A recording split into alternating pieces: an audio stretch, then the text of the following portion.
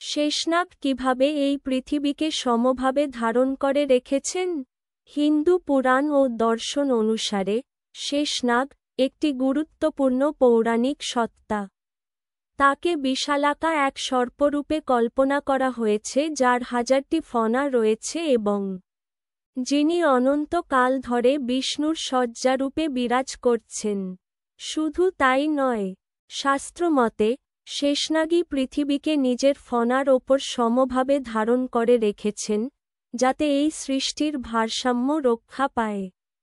এই ধারণার মধ্য দিয়ে হিন্দু দর্শন সৃষ্টির, ধ্বংসের ও পুনরুত্থানের এক চক্রব্যূহ ব্যাখ্যা করে। এই প্রবন্ধে আমরা শেষনাগ কিভাবে পৃথিবীকে ধারণ করেন তার আধ্যাত্মিক, দার্শনিক ও প্রতীকী ব্যাখ্যা আলোচনা করব। শেষনাগকে, শেষ শব্দের অর্থ অবশিষ্ট এবং নাগ অর্থ সাপ। শাস্ত্র মতে যেদিন ব্রহ্মাণ্ড ধ্বংস হবে, সেদিন কেবল শেষনাগই অবশিষ্ট থাকবেন। তিনিই প্রকৃত অনন্ত বা চিরন্তন। শ্রীবিষ্ণু যখন ক্ষীরসাগরে বিশ্রাম নেন, তখন তার শয্যারূপে অবস্থান করেন শেষনাগ। অনেক পুরাণে শেষনাগকে আদিশক্তি, ধৈর্য এবং ভারসাম্যের প্রতীক হিসেবে বর্ণনা করা হয়েছে। পৃথিবীকে ফণায় ধারণের ধারণা। শাস্ত্র অনুসারে শেষনাগ তার বিশাল ফণার ওপর পৃথিবীকে ধারণ করে রেখেছেন। এই কাহিনী রূপকভাবে বিশ্বব্রহ্মাণ্ডের ভারসাম্য ও জ্যোতির্বিদ্যার ব্যাখ্যা দেয়। এই ধারণা অনুযায়ী পৃথিবী কোনো নির্দিষ্ট ভিত্তিতে স্থির নেই, বরং এটি মহাশূন্যে ভাসমান, আর তার এই অবস্থান বজায় রাখার জন্য প্রয়োজন ভারসাম্য এবং নিয়মের। শেষনাগ সেই নিয়ম, ধৈর্য ও ভারসাম্যের প্রতীক। তার ফণা যেমন প্রসারিত ও সুসংগঠিত, তেমনি এই পৃথিবীর সমস্ত প্রাকৃতিক নিয়ম ও শক্তিকে স্থিতিশীল করে রেখেছে। শাস্ত্র অনুযায়ী শ্রীবিষ্ণু হচ্ছেন সংরক্ষণের দেবতা। তিনি সৃষ্টি ও প্রলয়ের মাঝামাঝি সময়কালে সমস্ত বিশ্বকে সুরক্ষিত রাখেন। কিন্তু এই ভার তিনি সরাসরি বহন করেন না। শ্রীবিষ্ণুর সেই দায়িত্ব পালন করেন শেষনাগ। এখানে শেষনাগ হচ্ছেন ধৈর্যের প্রতীক।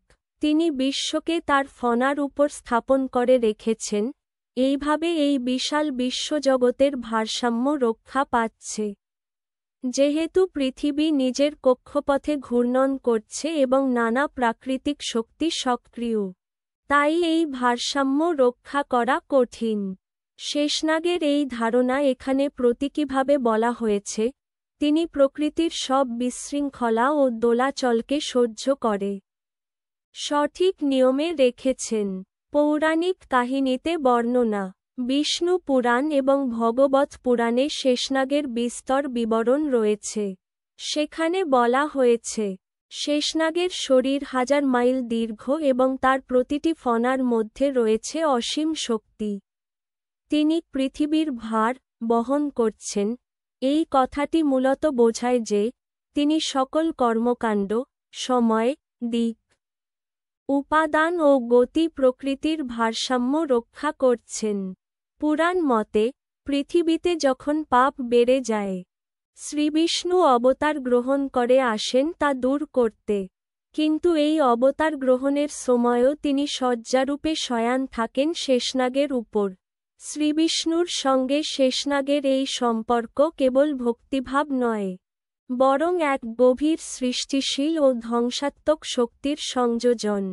শ্বেতদ্বীপ ও ক্ষীরসাগর।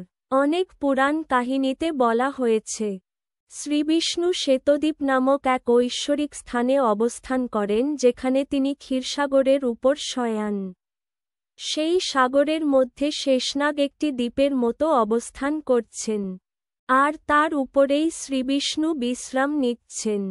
পৃথিবী এখানে ওই সৃষ্টির কেন্দ্রস্থল, যেটি শেষনাগের ফণায় স্থিত। শেষনাগ ও বিজ্ঞান। যদিও শেষনাগের ধারণা পুরাণ ভিত্তিক ও প্রতীকী, অনেক পণ্ডিত এতে জ্যোতির্বিদ্যা ও পদার্থবিদ্যার ছাপ খুঁজে পেয়েছেন। পৃথিবীর গঠন, তার ঘূর্ণন, মাধ্যাকর্ষণ শক্তি ইত্যাদি বিষয়গুলো একসময় সাধারণ মানুষের পক্ষে বোঝা কঠিন ছিল। তাই তারা এইসব বিষয়কে এক প্রতীকী আকারে ব্যাখ্যা করেছেন। শেষনাগ সেই প্রতীক, যিনি ভারসাম্যের মাধ্যমে বিশৃঙ্খল জগৎকে একটি সুশৃঙ্খল রূপে রূপান্তর করেছেন। শেষনাগ ও সংস্কৃতির প্রভাব। ভারতের বিভিন্ন মন্দিরে, চিত্রকলায় ও ভাস্কর্যে শেষনাগের চিত্র দেখা যায়। বিশেষ করে শ্রীবিষ্ণুর যেকোনো বিগ্রহে তার পিছনে বা নিচে শেষনাগ দেখা যায়।